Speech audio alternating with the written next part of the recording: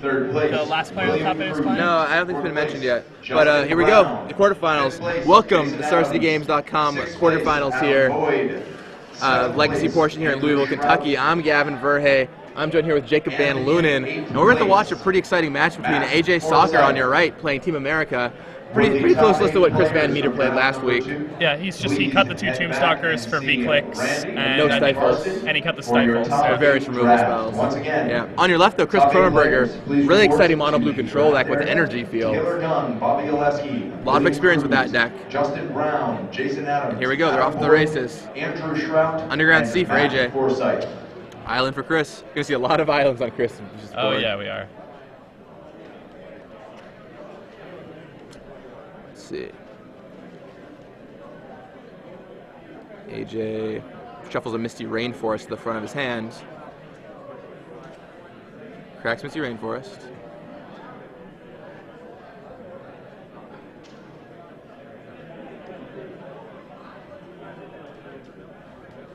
And he's going to go grab Bayou, I assume. That'll turn on every spell that costs 2 or less in his deck. Huh. So. And no wastelands in Chris Kronenberger's deck, but he does have back to basics like we mentioned earlier. So yeah, there's some value in fetching basics for sure. Yeah, I don't think he has them to fetch though. Just no basics, huh? I think he's basicless. So should have gone back to basics. All right. Should have. So him to Turak for Chris. Chris is probably looking for Spell Snare or something here. Yeah, he has a Spell Snare in his hand, yep, so he's going to Spell Snare that. Snares that. AJ's going to mental misstep with Spell Snare. Does Chris have a mental misstep?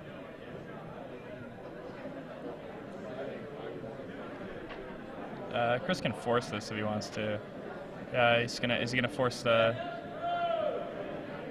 Exiles Energy Flux. Alright, so lots of stuff happening over that him. Yeah. Still ends up losing 2 cards out of the deal, but the ones he gets to choose. Yeah, and see, like, that's exactly what I was talking about before. Like, Energy Flux, really not good against AJ, but he just pitches it to a force, and then he's able to dodge a him that might be played on a more important spell. Yeah, I mean, Energy Flux isn't doing a ton here, so you just kind of have to go with the mono blue control route and out-control this deck. Use Shackles to your advantage, certainly. The Pernicious Deeds might give him some trouble, though. The Deeds can deal with the Shackles, but I don't know, most AJ is just going to get a 1-for-1 with those Deeds, so. Alright, let's see what AJ has this turn. Has a Wasteland I think he's about to play. Right, and then he might just like run a Deed out there in case his opponent. Yep, there's Deed. That makes sense, and he just preemptively does it. Yeah, I think Chris is just going to allow that to happen. He's going to brainstorm a response. Okay. Looks like Chris is sitting on Vidalkin's Shackles and Cryptic Command. I don't know what he drew off this brainstorm.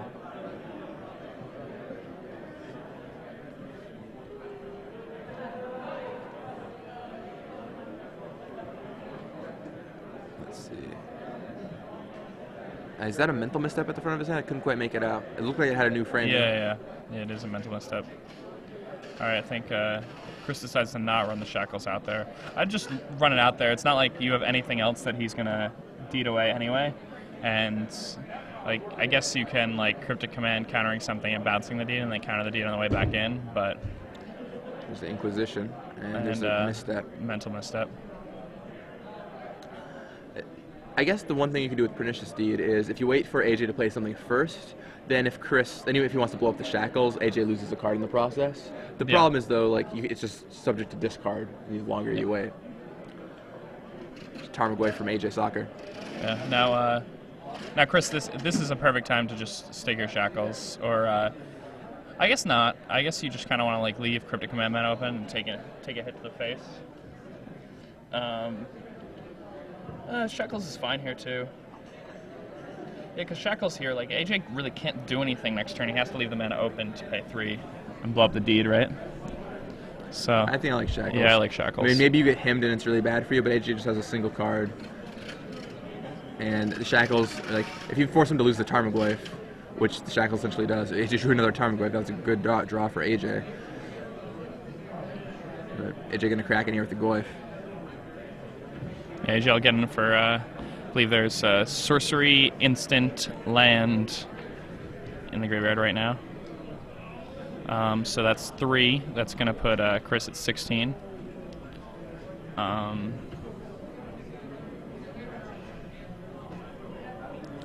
Let's yeah, AJ just passed the turn, and it's one of the reasons why Shackles was such a good play there. Chris is going to go ahead and play another land, and then he's going to pass the turn over to AJ.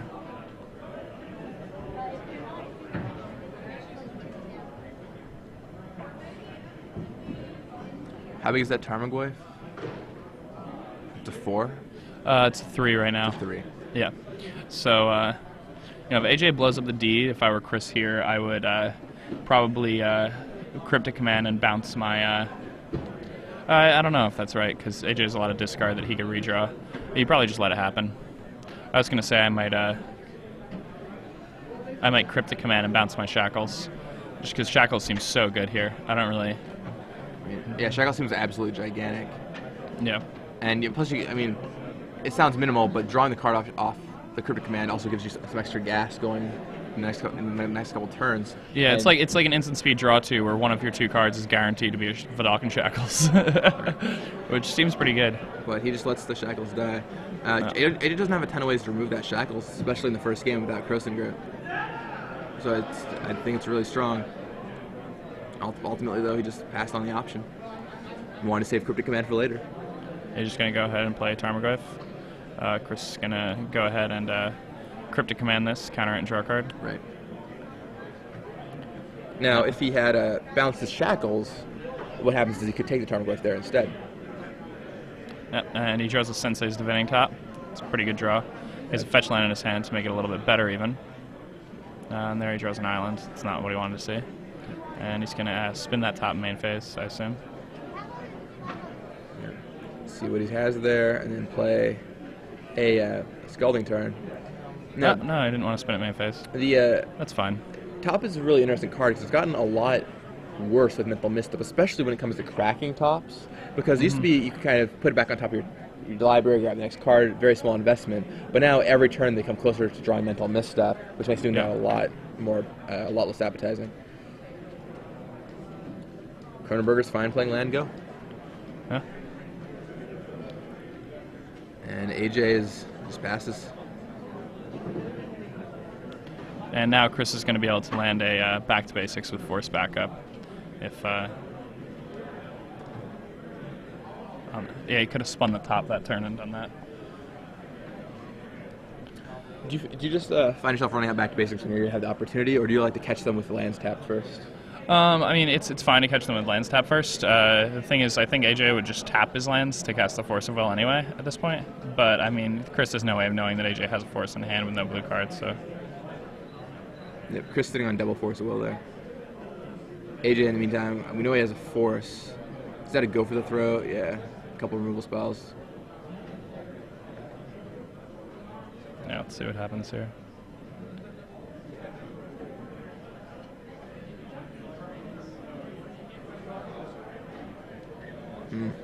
Well, AJ just passed it back. Chris looks at his top 3 cards again. There's an Oblivion Stone there, back to basics, and another Force of Will. So Chris with 3 forces, I believe.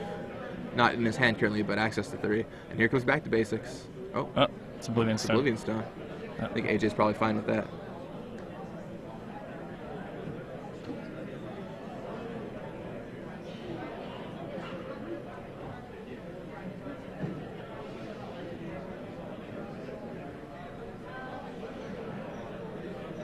You know, the Oblivion Stone's actually pretty good here. Like it. All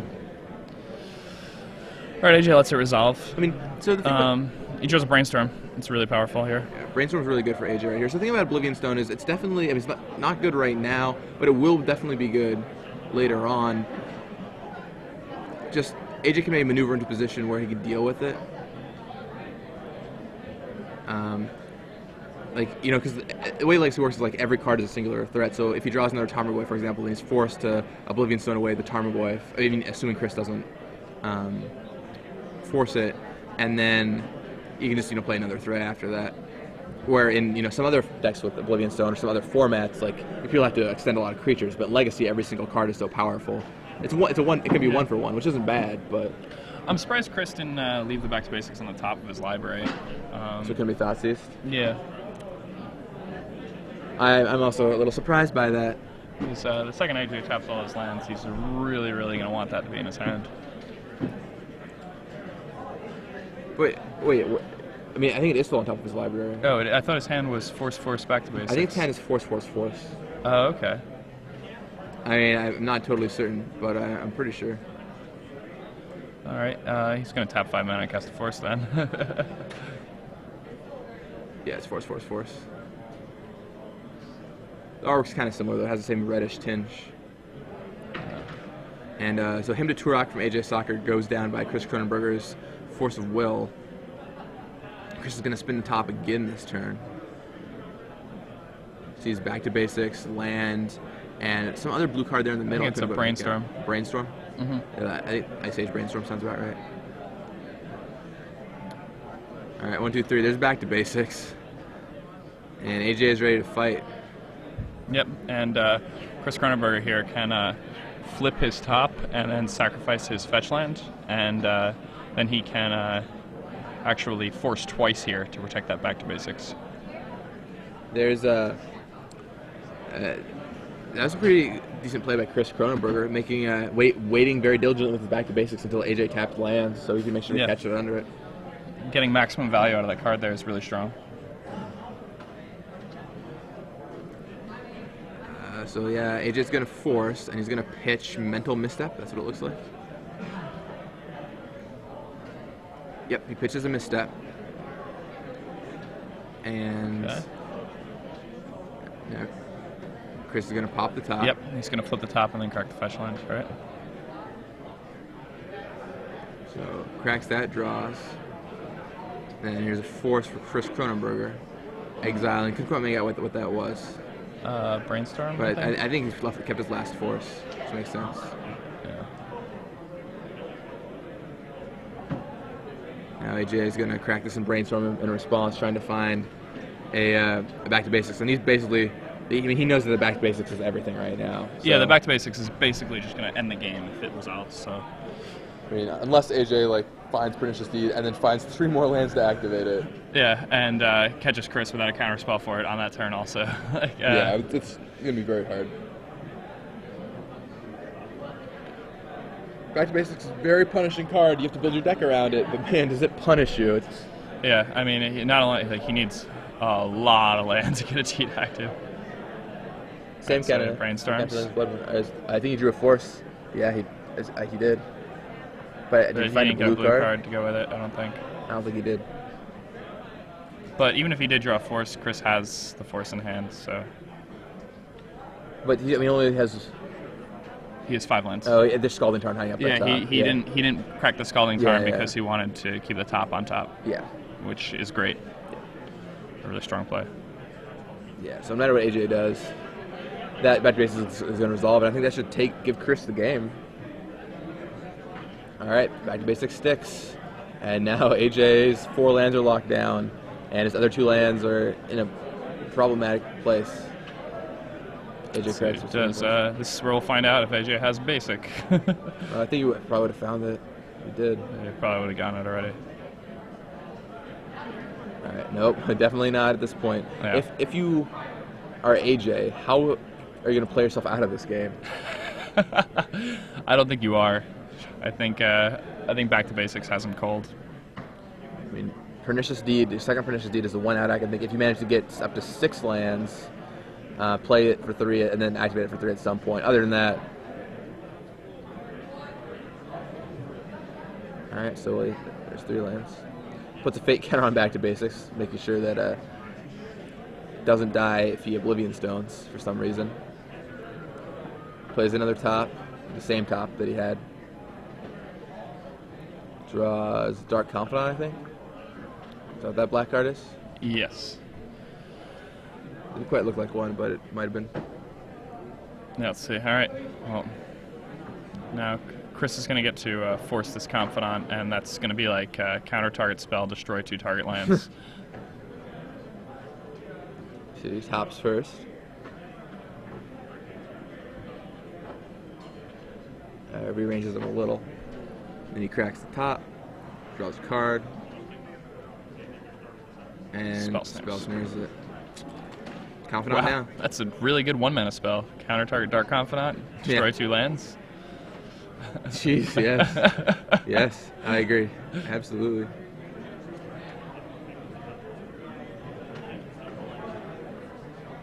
All right, so AJ's locked into it, and I think AJ knows. Can't come back. Yeah, the writing's on the wall now. Wow, back to basics. What a card.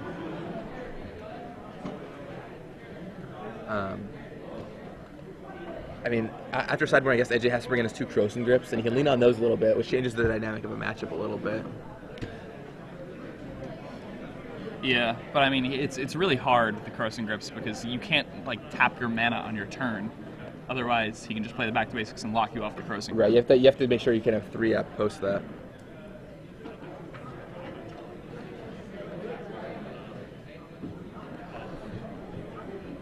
My. So they're going to play this one out, but they already have each other's deck lists, so they're not really gathering any information. AJ's just making sure that by some freak miracle of luck he can get back into this game. Because it does take Chris a while to kill. It does take Chris a really long time. I mean, he's got 2 Vanilla Clicks, 2 Sora of Implementations, and if AJ's not casting any creatures, the Shackles aren't going to do anything, so... I guess, is it possible that AJ could deck Chris? Is that a possibility in any way? No, Chris will kill him with V-Click before that ever happens. Well, so he has 2 V-Clicks and 2 Sowers? Yes. And AJ, does he have enough removal spells? Yeah, there's no way. I was trying to think of possible outs, but I just don't think that's remotely possible. Even though he only has 4 threats, eventually a Sower is just going to stick. Plus, it's unclear as to who has more cards in their deck at this point. AJ's been brainstorming. AJ, Drew Vendelian Click there, has 2 Forces in his hand, I believe. Yeah, he has more than a few blue cards here. No, AJ might run out of mana-producing lands pretty soon.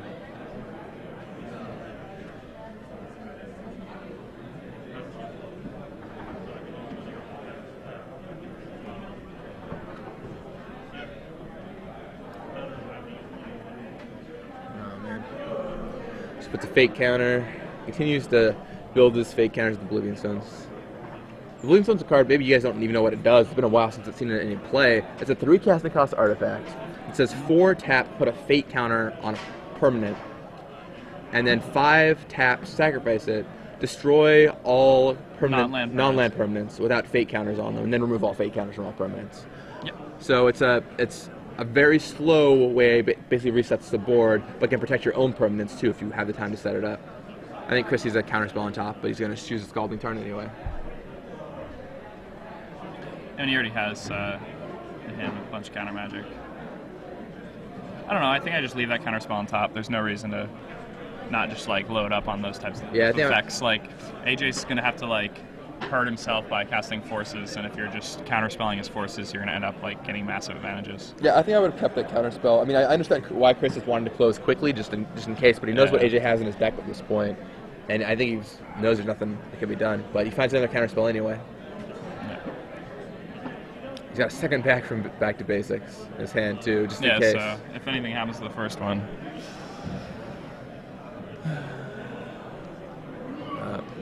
Tops. And now Chris just continues to go through the motions. Just has to find the answer he's looking for. By answer, I mean threat. And there's a Jace. And he draws a Jace. Now you just play it. Yep. There's the Jace.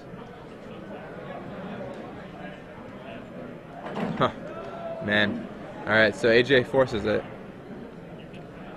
And Chris is probably going to force back, so he cracks the top in response. Taps 2. Oh, there's counterspell, sure. AJ makes the stack very clear what's going on.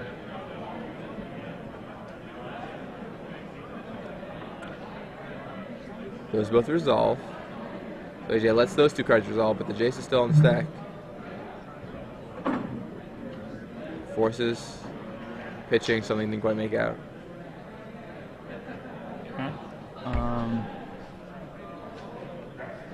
Is Chris going to force here? Yes.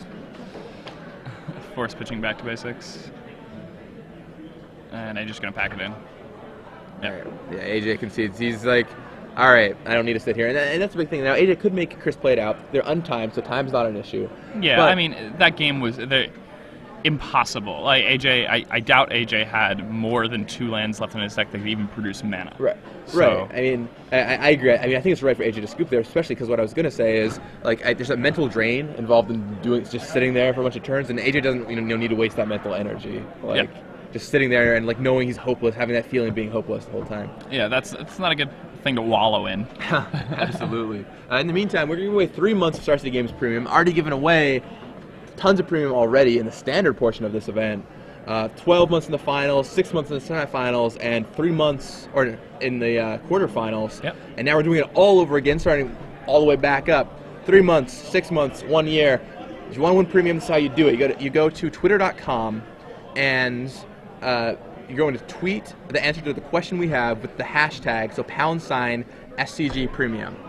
You tweet this question to us with the hashtag SCG Premium. One person who gets it correct will be entered into a contest to win 3 months of premium. We'll choose one person at random after the match finishes, and you'll have your premium awarded to you very shortly.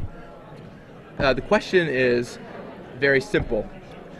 The player on the left is playing energy an energy field deck. Yep. He has 2 creatures in his main deck. What are the 2 creatures that he has in his main deck? Yeah, we've been mentioning it a lot. We saw him playing earlier. We've seen him draw both cards. There are 2 creatures. He's playing 2 copies of each one. Tell us what those 2 creatures are, and if you can't find it, it should be up on the Star City Games website. If not, is it up yet? Deck lists are being added as we speak. So, okay. But if you've been following along for a little while, you should know what these 2 creatures are. So, let us know. You might find out as the match unfolds. Of course, he also has a sideboard. I'm talking about the 2 creatures in his main deck specifically. So, there you guys go. See if you guys can get what's going on here. Seeing a lot of answers pouring. In the meantime, I mean, that premium is so useful. Like 3 months of premium gets you all kinds of great articles by people like AJ Sacher, who will undoubtedly write about this tournament, and he's just been on a tear through these events. Gets you articles by Ryan Kibler, Brad Nelson, Mike Flores, Jonathan Medina if you're on the financial side. I mean, if you don't win this contest, if you don't win any of the free premium today, you can still just buy premium, and the information from Jonathan Medina and from Ben Bleiweiss, will make your money back for you over the course of a year for premium. So it's absolutely worth it. I know that I've improved a ton as a player and as a person who wants financial knowledge of what's going on by being able to read these articles every week. You can too. Chris's deck seems really, really well equipped for this top 8. Yeah, I agree. I mean, there are Team America decks, these white-black decks that I presume those decks go the same way this deck goes. I mean, the white-black decks, I'm not sure if Back to Basics is as big as a hammer against them. They have basics that can fetch up. The big thing for me in the black-white matchup is they can make Chris discard, and if they get off an early Thought Seize followed by a him, it's going to be really rough for Chris Kronenberger, That's I think. True. But if they don't have a good disruption draw, then I think that Chris can definitely take it down. Vidalcan Shackles is a pretty powerful card, for example. Yeah, Vidalcan Shackles is huge there. And, I mean, they don't really have much that they can do about that. They really need to have a discard spell, and like we saw that last game, he has access to Brainstorm, and he can hide his important cards from discard spells. He can, finesse his way around that type of matchup. Yeah, I mean, I think these are this is a deck really keep your eye on. With Providence next weekend and the Invitational 2 weekends away, I mean, some of the most high-level Legacy Magic played all year. And then, of course, the Open Series after the StarCityGames.com Invitational in 2 weeks. The format's going to be defined by what happens there, and this blue deck this weekend might be a defining deck in the next couple of weeks. You're going to want to keep your eye on. Energy Fields, I'm sure, are already selling out everywhere, so you might want to get your copies now.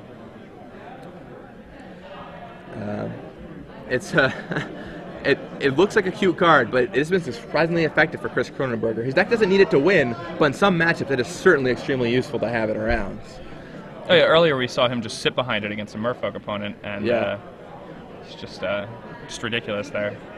Yeah, I agreed. He just played it out against Merfolk, and his Merfolk opponent had a really rough time getting it off the table, and Chris was able to just take as much time as he wanted, essentially getting his opponent into a hard lock with it. Yep. In the meantime, speaking of the Invitational, coming up in 2 weeks, if you want to play an Invitational, either this one or the one at the end of the year, you should check out, either come out to an Open Series, of course. These are great events, all kinds of great decks being played, all kinds of innovation happening. Chris innovated a little bit here, learned his deck really well. Now More than a little bit. I mean, this deck is sick. Yeah, innovated. He's playing it for a year and a half too, so he's tweaked it. Has all kinds of good stuff going on with the deck. A lot of deck knowledge. And if you guys have a deck like that, a deck you brewed up recently or been playing for a while, come out to the Open Series. If you do well, you could find yourself qualified for the Invitational, win some money in the process, pick up some Open Series points, maybe become the next traveling Magic player like AJ, Jerry, Alex, those guys who go around to all the events and pick up money every time they show up. Have 2 buys for all the events. But if you can't make it out to one of these events, local stores are running Star City Games Invitational qualifiers. The winner of an Invitational qualifier qualifies to play in the Invitational, which gives away a ton of money in prizes. Over a Grand Prix in prizes, much more than a Grand Prix in prizes. Some of the most highest level Magic in North America. And now we even have Super Invitational qualifiers. If you win one of those, there's $1,000 on the line between the top 8 players. You get a really awesome playmat. Definitely check it out. Go to starcitygames.com/IQ for more details and find one near you. You are going to want to qualify. The Star City Series is only going to get bigger, and there's only better things to come in the future. I'm excited to see how they're going to top this year. I'm sure they are. It's going to be exciting stuff. Now, we just got word that Joe Burnell has won 2-0, and I believe he was playing against Todd Anderson. So that means Todd Anderson, let's see, 8th versus 1st. Yeah. So Todd Anderson at the top of the standings falls. Yeah, didn't lose a match all day. How Picks often, up his first loss against How often Joe does Burnell. that happen, you feel? Like first place loses to 8th place? About 50% of the time. 50% of the time. That is a bold claim. Maybe 49% of the time? I don't know. Probably 50% of the time. It seems like for a while there was this curse in Seattle where players who would be the first standing after Swiss just could never win their quarterfinal match. So there's some jockeying that occurred, or if you were in first place, it was almost like this mental state of mind where this kind of sucks, and maybe that's what starts dragging you down after a while. I remember I was first seed in a couple PTQs, and I just got in my head oh man, I hope I don't lose my first round. I hope I don't lose my first round. I hope I don't lose my first round. And then you're thinking about that instead of thinking about playing right, the game. Exactly. Yeah. Turns out winning 3 rounds is important, not just losing your first round. Yeah, exactly. One of the best lessons I've ever learned in Magic was taught to me by Brad, and what he started telling me was I've always had problems going on tilt. If I'm running well at a tournament, I play extraordinarily well. But the second something goes wrong, I'm really quick to have my play just kind of fall apart. And he told me that whenever I sit down to play a match of Magic, I should not think about where I am. I should not think about what tournament I'm in. I should not think about anything. I shouldn't think about what I'm going to eat later. All I need to think about is that specific game of Magic and try to play my absolute best. And that's how you end up playing well. When you're in the top 8 of a PTQ, you're not in the top 8 of PTQ. You're playing Magic with your friends, and you're focusing, and you're trying to figure it out. So. Hey, what's going on? Hey. Feel lucky we got to put our shirts on real quick before they put the camera back on us. It seems like the players are a step away from the table momentarily, so we should be back to the match in a second. Pretty exciting match with the mono blue deck taking game 1 on basically riding back to basics, a card we have not seen a lot of recently. Yeah, riding on the back. To basics. Back to basics, yeah. It's pretty good. Comfort breaks in progress. What, do they have conjugal visits at our top 8s now? This is ridiculous. Sorry. Should be so they'll be back shortly.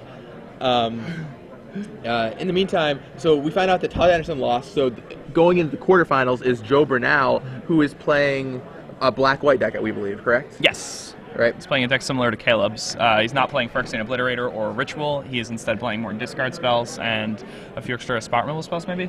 Sure. And so he's playing that deck, so that's in the quarterfinals. So very much potentially could happen if Caleb wins his match. We see 2 very similar black-white decks in the semifinals. Yep. And then there's this match with Mono Blue versus Team America, and then we have Adam Turk versus Michael Tabler. Michael Tabler is playing Merfolk. Right? We don't know what Adam is playing, right? Can you find out what Adam's playing for us? Maybe it might be up already in the deck list. Hold on a second. Let's see. No, it's still not up yet, but that's okay. The deck lists are still being added. Currently, they have 7th place through 16th place. So within the next couple minutes, they should have all the deck lists up. So you're gonna want to keep refreshing StarCityGames.com for that information. Who do you like in this top 8, or just with the way the brackets are set up? Well, I don't really know. I don't know what Adam's playing yet, Sure. so I'm not sure. Sure. So we'll set that match aside temporarily. I mean, Chris's deck keeps on surprising me. Everything I think could go wrong, it seems like the deck is just like very, very well designed. The numbers seem perfect. He knows how to play the deck. He's making smart plays. We saw him like not crack that fetch land because he wanted to, keep his top and have double force and not have AJ see it coming. He's just been playing around everything really well, and as a result, he's here in the top 8 and he's up a game against one of the best players on the Star City Games Open circuit. So, who do you like in the Caleb Durward versus Samuel Swisher match? What is Samuel playing again? You said Team America, right? Team America, yes, you're right. I guess I think the black-white deck probably beats Team America. It has Mirror Crusaders. Yeah, Mirror Crusaders are very good. Yeah, I think he has like 3 copies of Mirror Crusader in his main deck. So it's really been a breakout card this weekend. Yeah, that seems like a pretty rough spot for Sam to be in. Agreed. All right, and here we are going into game 2. Yep, looks like the players are looking over their opening hands. Is that 3 Jaces in Chris Kronenberger's hand? Triple Jace. Wow, kept it. Yeah, I don't hate that. I mean, awesome. Here we go. Yeah. So Adam Turk playing Team America, Sam Swisher playing Team America. So yeah, there are 3 Team Americas in the top 8. So the unknown is the Team America player. Very cool. So Team America also continuing its awesome performance. It's a pile of awesome cards, and that works. Yeah. Like when you're like one of the things about a mental misstep metagame is you want to be playing the best 2-drops you possibly can, and the best 2-drops are without any doubt Tarmogoyf and Dark Confidant, and that deck has 4 of each. So actually, Stoneforge Mystic, you could probably make an argument for Stoneforge being. So AJ plays Thoughtseize, and Chris decides after some deliberation to Force of Will it. Now,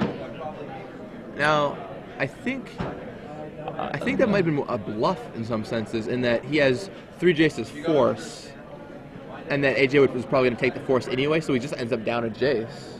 Yeah. If I'm seeing Chris's hand correctly, I might not be seeing his hand correctly. Yeah, getting him after you force something is really, really brutal. Yeah. So. All right, those 2. And let's see, 4.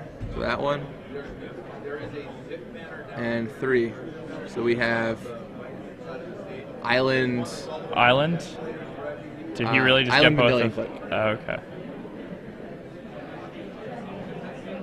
So there's another Island from Chris Kronenberger. Yeah, him is partially so brutal just because you can strip both of someone's lands sometime. And yeah, that's it. I mean, I've had that happen to me. I've had somebody turn one him me and me just pass the next turn.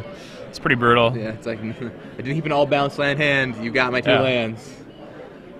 Man, that is a rough situation. AJ plays Brainstorm, picks up a Jace there. Looks like he also has a Force of Will hiding near the back of his hand.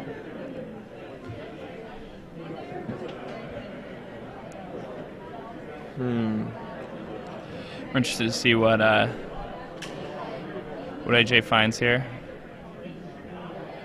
If you're AJ, what is your plan? Like, first of all, I know you want to be really careful you don't get blown up by back to basics. But like, what else do you think he's trying to do specifically in this matchup that might be different from other matchups? We need to be careful about back to basics. He wants to play all of his discard really aggressively, and I think what he really wants to do is he wants to sandbag some counter magic so he can force through a Jace the Mind Sculptor. Yeah, I think resolving a Jace is a huge part of this game. Let's see. Now, if AJ just strictly goes for his Jace here, oh, he didn't. Okay. Chris is going to. Crack Sea Rainforest. So Chris is going to go to 4 lands. Mm-hmm. And thinks he's going to just go for a Jace here? Maybe. I mean, depending how force battles go and misdirection battles go, this could leave players with both players with no cards in hand. which is actually what I think is going to happen. Yeah, Chris Kronenberger said that misdirection has been awesome for him. Okay. Swisher, I think is what it is. Swisher. So it looks like Samuel Swisher won his match, so that sends a Team America player to the semifinals. Yeah, so Samuel Swisher advancing to the quarters here. So we know that there's a Team America deck and a black-white deck in the semifinals. And Chris is probably just going to misdirection this back to itself. And, he exiles the Jace from his hand. Exile the Jace. So that's Jace number 3. So Chris is on no cards. And I think AJ is going to go to no cards because I can't really think of a better option for him right now. AJ thinking it through, making sure. Yep. And then, I mean, AJ gets first draw step, so AJ's ahead in this trade, but... AJ with the one misdirection of his own. And they're off to the races. We're starting a brand new game where both players get to start with no cards and 4 lands in play. It's a crazy world. So yeah, AJ gets the first draw step. The other thing is I think this definitely benefits AJ just because he has more like strong threats. He could easily draw Tarmogoyf, Dark Confidant, any number of cards here. While Chris has a lot of like counter magic. Yeah, it has a lot of like his cards aren't good if AJ draws his cards first. Right, like exactly. AJ needs to draw his cards. Chris needs to draw his cards before AJ does. Right. So like if AJ rips a Tarmogoyf here, it's a rough situation for Chris Kronenberger. I think that was a ham he drew though, not quite. Not a very good one. All right, Chris draws and quickly passes it back. AJ draws a force. Ooh, Chris draws a force. So that's mental misstep force. Looks like Chris Kronenberger's hand. Yeah. AJ's gonna him those 2 cards away.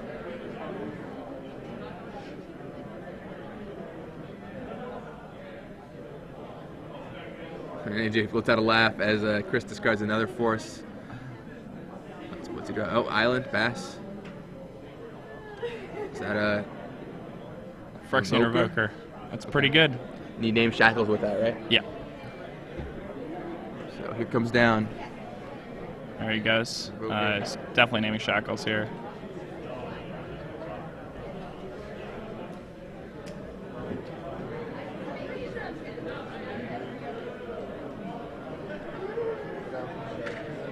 Phyrexian Revoker is naming Vidalcan Shackles here. Top of AJ's deck looks pretty live here. And an Oblivion Stone. That's pretty good.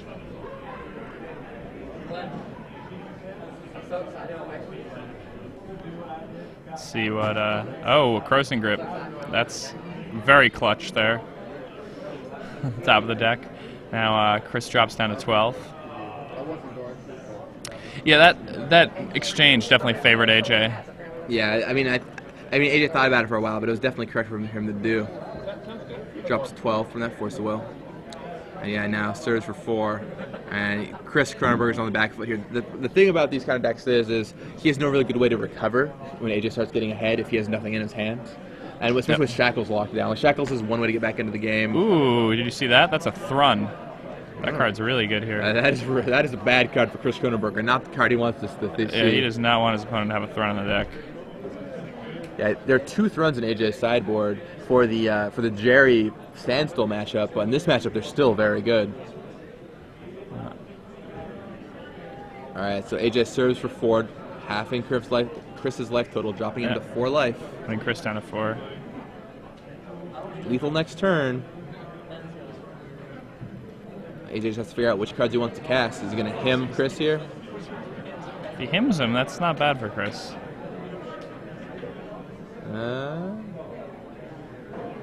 Yep, there's him on Chris. Yeah, now Chris is going to tap 5, and Chris is going to cast a misdirection targeting that him. That is a misdirection. AJ's certainly going to force that. Yeah. That thing is getting forced. Probably. I mean, maybe AJ doesn't care, but I feel like Mr. Oh, AJ just doesn't care. AJ just doesn't care. He'd rather save his, see what he hits, and if he gets to save his forces, he saves his forces. So loses that one. And that one. Force Revoker. Okay. And I think Okay, he doesn't have any more. He does not have another blue card for Force the Will, but he can play Thrun this turn. Yeah, and that's basically it, right? Yeah, I mean, AJ does not have Tombstalker in his deck, so he can die to Dark Confidant flip next turn. Okay, so he can, however, die to a pair of Confidant flips. So if Chris Kronenberger draws a Sour Temptation, takes the Revoker, and then chump blocks the Thrun next turn, then he may be able to define a Sour. A little too late on that Back to Basics. I don't see any Sowers there. Yeah, Back to Basics is a crucial card here, but yeah, that's that. Chris Kronenberger loses that one, so takes the game to game 3. AJ Sacher wins. And so Chris can be on the play this game, though. That seems like it could be pretty important when you have cards. Cards like Mental Misstep and Spell Snare and things like that, like developing your mana early. Also, just getting to 4 before your opponent to cast Jace. Well, also just being able to have counterspell up when they have him and such. So you can kind of be on one step ahead, and you can maybe develop and swindle your opponent into getting into a good back to basics scenario better. If you're on the play, you can react to them a little better, I think. Now, granted, you have Spell Snare and Mental Misstep, which counter up the curve really nicely. But even if you're on the play, I think you can find a way where AJ taps out and you put back to basics down. Should be interesting to see how this plays out. It's tight. It's going to be a tight game 3. Hopefully there isn't a bunch of mulliganing on either side and we just see a good game of Magic. That's what we always hope for. What do you think Chris wants to see in his opening hand against AJ? Just a lot of counter Magic?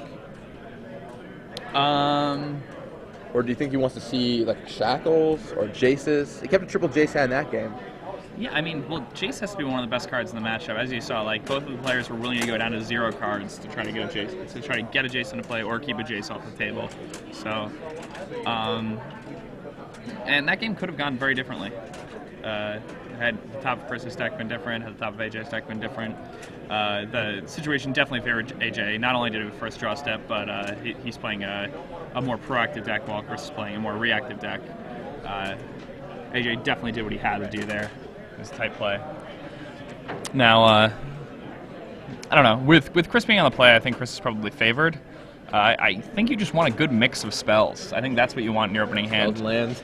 Yeah, I mean I know it sounds silly, but Chris's deck has a lot of redundancy, and basically what you want to be doing is you just want to be, countering everything they do and sticking a Jace. So, something really interesting about this matchup field is there's a lot of interactions we just don't see in Legacy very often, right? Like Back to Basics is a card we haven't seen for a while, so it's just this little sub game of like, can I tap out? Can I not tap out? Like, do I have to keep my force for Back to Basics?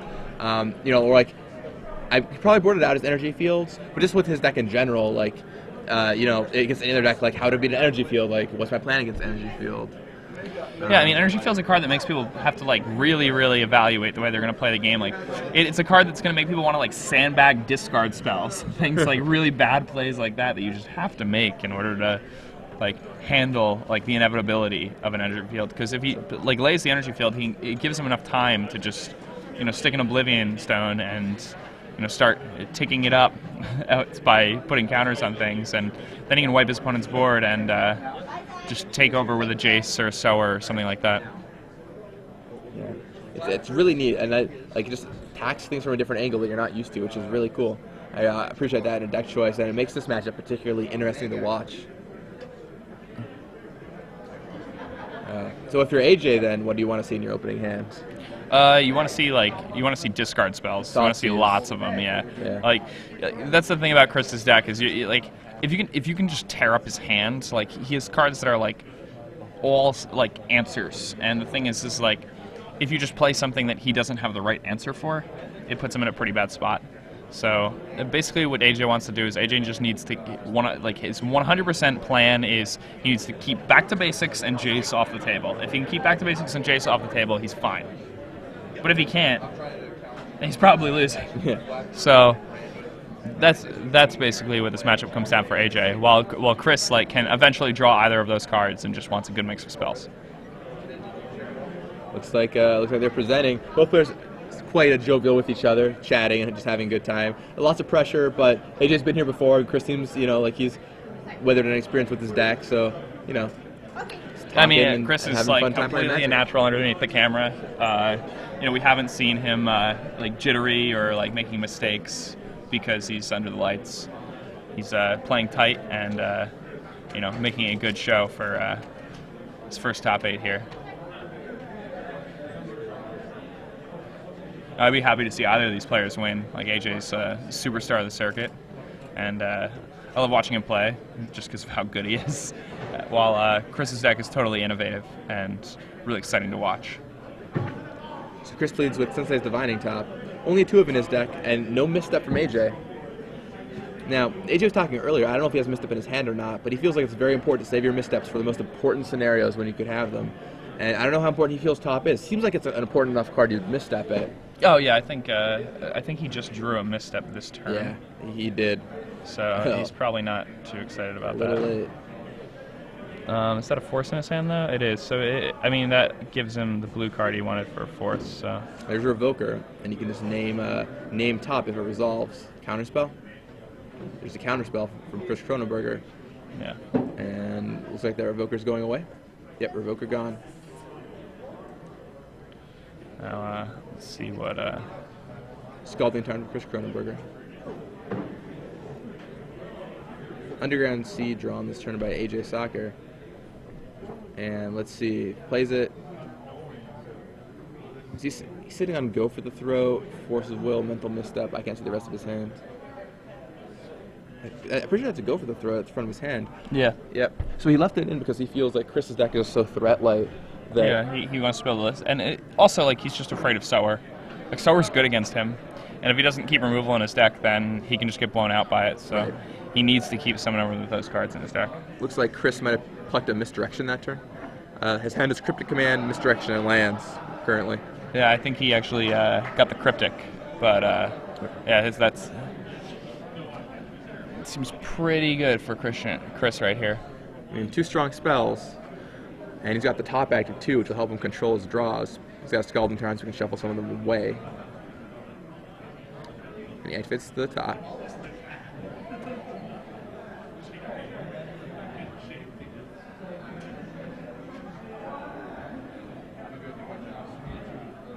Plays an island. And passes back to AJ Sacher. AJ draws in a force, so that should make force number 2 for him. Mm-hmm. Going to pass back to Chris. Now, in a game state like this, I think this definitely has to favor Chris. When both players are just playing Drago. Then again, AJ is a master, so his ability to play Drago is pretty good. He's probably trying to set up a turn. I don't think he's doing this without a plan. Yeah, I think in theory it favors Chris, but it's also possible, like you said, I think AJ might be concocting some kind of idea. Especially with like setting up a key turn or something. Setting up a fundamental turn, yeah. The thing about Chris, though, is especially with that top, he's going to be able to set up everything he wants. And if Chris can eventually waylay AJ into falling for it back to basics, it's going to be a big problem. I think what AJ's trying to do is set it up so that he has a bunch of counter magic in his hand, and Chris thinks it's safe to go for back to basics, and it's not. A big counter war happens, and then AJ ends up ahead. Like landing a Confidant after he wins the counter war or whatever. Sure. Something like that. That makes sense. Because the thing about the counter wars is both players empty their hands a lot because you're forcing and misdirecting. So Chris plays a land. I mean, AJ just also doesn't have a lot of action, but so there's not a lot he could do even if he wanted to. But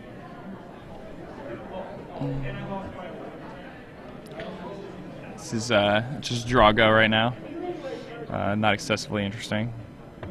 Let's see. Another mental misstep for Chris. That's pretty good. You won't have to pay mana for that. There's Confidant off the top for AJ. Probably see the Confidant come down this turn.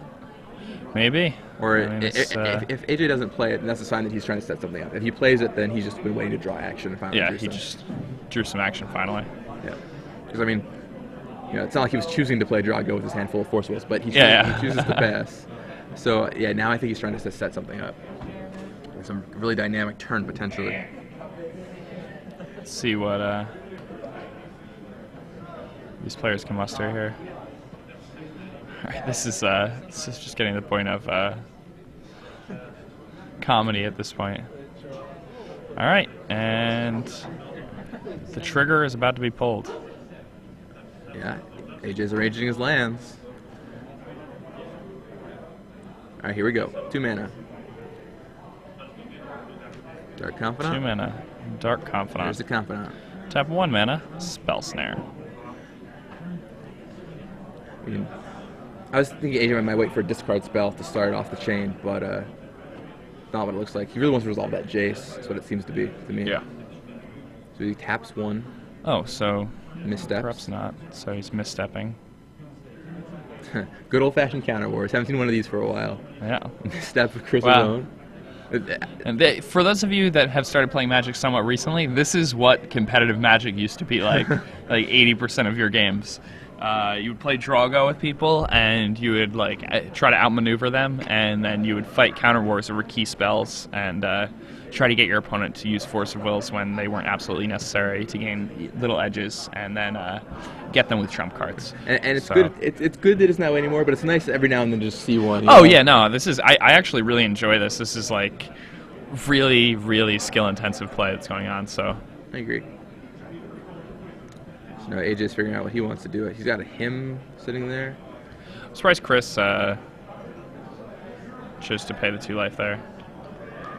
Or chose to tap the mana there. I guess it's fine. So now AJ's thinking, do I force or do I not force? But those are only or misdirection, so we can force / misdirection. Probably accomplishes about the same thing. yeah, you can do one or the other. So he only has 3 blue cards, including buff forces, right? Yeah, he only has 3 blue cards. There's 2 forces and a misdirection. Okay. And he's trying to figure out how things work if his opponent has a misdirection, like what can be misdirected to what? Because this is hard. Spell Snare and Mental Misstep can only target certain cards. So if you misdirect those, it's tricky. Yeah, it's like a really complex turn. All right, Dark Confidant goes away. Yep. That was a small counter war and it finished.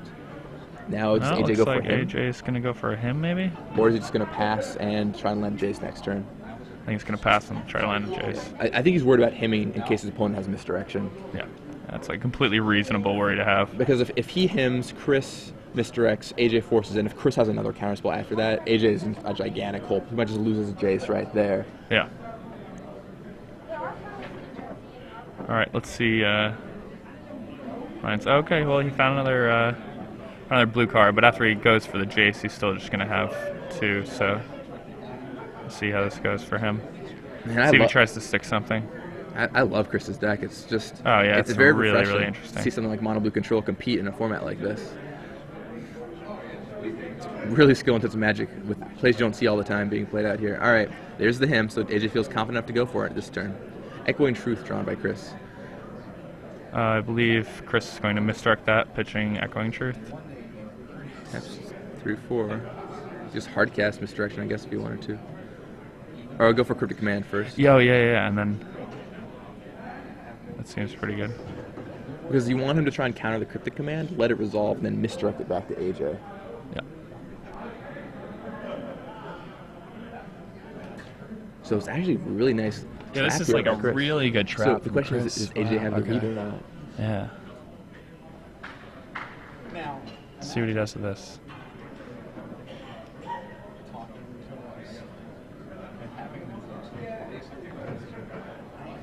Whoa. This is what level is AJ on? Yeah, this is really, really interesting. Oh, AJ bites. So he goes for it. And now I think you let the Cryptic get countered, and then you misdirect it. Misdirect that back to you. AJ only has 4 untapped lands, so we can't cast the other Force sitting in his hand. He could pitch the Jace, the Force, but he really doesn't want to do that. That's what could get him that worst case, right? Yeah, that's like the worst case of the hymn. Now, granted, getting Chris's last card is relevant too, but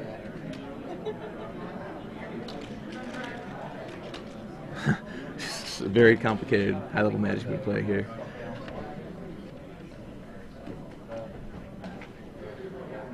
If you're AJ, do you force? I think Chris should have let the Force and the Cryptic resolve before he did this, because this might give AJ some opportunity to get tricky. Yeah. I mean, he has no misdirection, so I don't think AJ can... The misdirection's on the top of the stack, right? So yeah, I mean... So he can't really do that. Wait, does AJ still have his misdirection? Oh, he still does have his misdirection. So we can let misdirection resolve and then misdirect him back to Chris. I thought he pitched already, but no, he still has it. That's insane.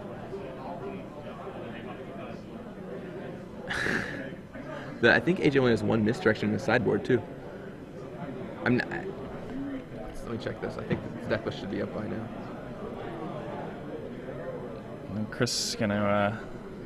Chris has a lot of chances to find something with a top and that many fetch lands. So. Yes, definitely. AJ's list still not up. It's still being added. They have through looks to be about 4th place right now. So he cracks the top. Wow, look at that stack. Him. This Cryptic, is all one Force, stack. Misdirection, none of these spells have resolved yet. So if you're Chris, what are you looking for here? Force or Misdirection. He has a blue card in hand, right? Would you be satisfied with the spell snare? Not really. I guess it's really fine. Do that much, yeah, it's like it just like puts you back to where you were. Like if you get a. I mean, he really wants to him AJ here. If he hims AJ, he's just so far ahead. Yeah, he'll have a top in play, and wow. All right, let's see what he finds.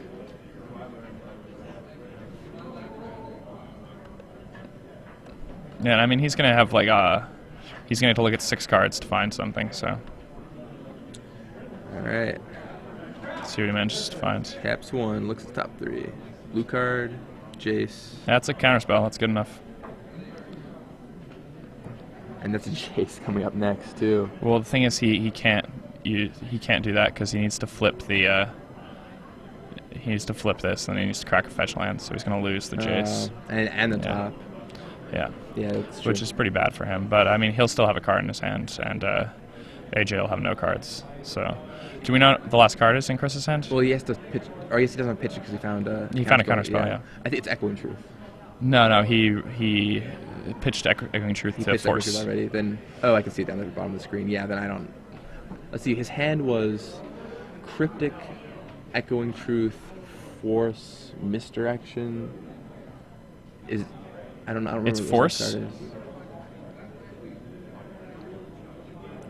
No, he didn't have a Force. I think it was just some other blue card or a land. What is that? It was a mental misstep. Okay. So many cards flying all over the place. Yeah. Who knows where they go? It's like being on a merry-go-round. All right, there's Counterspell. Crazy. Okay. Counterspell, that resolves. Him's target is changed to AJ. Force resolves. Him resolves on AJ. Discards Jace go for the throat. Okay, now Chris gets to untap. See what he finds.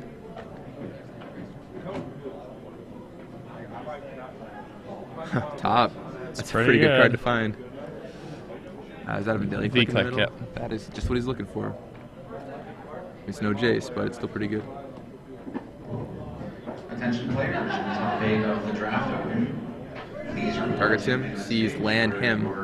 You just let him keep him. Yeah, let him keep him. Spell snare, mental misstep. Yep. Please report to the main event stage.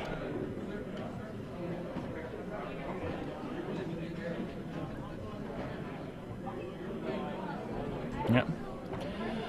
And at the top. Tops. I see land. I wasn't sure what the last card was. Might have been another land. I think it might have been another land, yeah. Serves for 3 with the V-click. Dropping AJ to 16.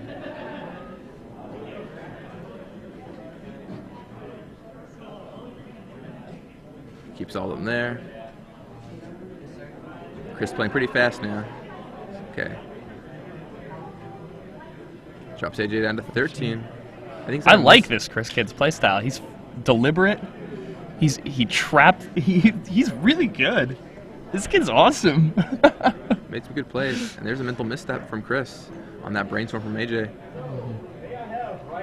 AJ missteps back. I think Chris is holding a spell snare, so brainstorm's going to resolve. Or it's a misdirection? Yeah, it's a misdirection. So he misdirects AJ's mental misstep back to his own brainstorm. So the dust clears. Wow, these yeah, this is like really, really awesome to watch. Someone said it looks like Chris drew 2 cards. That's not actually what happened. I thought the same thing for a second too. But like, he passed the turn to Chris, he drew, it was nothing. Passed back to AJ, AJ drew, it was nothing. Passed back to Chris, he drew another card. He did not draw. He did not draw 2 cards. It was just, the turns were going so fast because the players just like drew blank. Yeah. I promise Chris did not draw 2 cards. Because AJ had no cards in his hand, he ended up with 1 by the time the exchange was finished. So AJ taking a Vidalian Click beatdown here. Very intense game. AJ wants to see how much counter magic exactly has Chris Kronenberger used this game. What does he have left? And those misdirections, we were talking to Chris earlier, and it's a card that hasn't seen a ton of play recently, but that he said has been insane for him all day. And he said this is a matchup.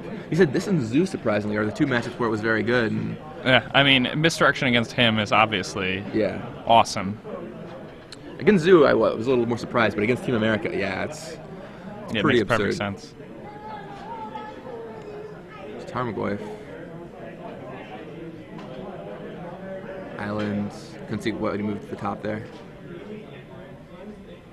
Moves attacks for 3, drops AJ to 7. 4, there's Sower. Ships the Tarmogoyf. AJ. Is that it? He has Brainstorm. Oh, he's a Brainstorm. He's going to top. He's going to top in response. AJ's scrappy. He'll try and find something with that Brainstorm. Let's see what happens. What was that? I think there were at least 2 lands there. Definitely averted Catacombs. Yeah. Averted Catacombs, Underground Sea.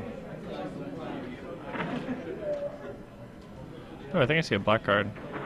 If it's a removal spell. It might be Go for the Throat. Oh, wow. That's which is a good one to draw. Yeah, it is a good one to draw. I mean, it's... So AJ has 4 cards. So do you keep Fetch Land, Go for the Throat? Or I guess you already have Fetch Land on the battlefield, maybe you don't. No, you can't afford to crack a Fetch Land because you're at 7, though. That makes the turn clock go down by 1. If that is indeed a Go for the Throat sitting in his hand. Yeah.